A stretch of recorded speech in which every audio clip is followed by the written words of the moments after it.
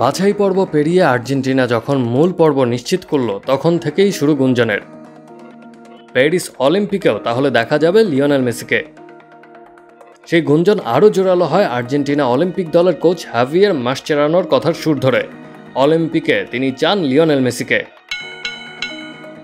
তবে জল্পনা কল্পনার পর মেসি নিজেই জানালেন অলিম্পিকে খেলার মতো বয়স আর তার নেই। আগামী 20 জুন যুক্তরাষ্ট্রে শুরু হচ্ছে কোপা আমেরিকা। এই টুর্নামেন্টের জন্য এখন প্রস্তুত হচ্ছেন মেসি। এর মধ্যে তাকে কথা বলতে হয়েছে অলিম্পিক নিয়েও। আর্জেন্টাইন তারকার বয়স এখন 36। মূলত বয়সের কারণেই অলিম্পিকে না খেলার সিদ্ধান্ত নিয়েছেন তিনি। মাসচেরানোর সঙ্গে কথা বলেছি এবং সত্যিটা হচ্ছে আমরা দুজনই পরিস্থিতি বুঝতে পেরেছি। এই মুহূর্তে অলিম্পিক নিয়ে ভাবা কঠিন কাজ, কারণ আমরা এখন কোপা আমেরিকা নিয়ে ভাবছি। এটা হলে 2 বা 3 মাস ক্লাব থেকে বিচ্ছিন্ন থাকব। আর সবার উপরে আমার বয়স।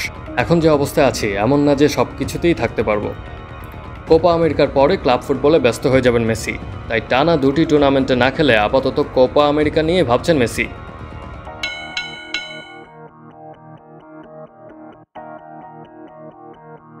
আমাকে সতর্কতার সঙ্গে বেছে নিতে হবে, টানা 2টি টুর্নামেন্টে খেলা খুব কঠিন হবে। অলিম্পিকে খেলতে পারাও জেতা আমার জন্য সৌভাগ্যের হবে। ফুটবলের দিক থেকে এটা অসাধারণ অভিজ্ঞতা হবে। অলিম্পিক, অনূর্ধ্ব 20 এই স্মৃতিগুলো আমি কখনো ভুলব না।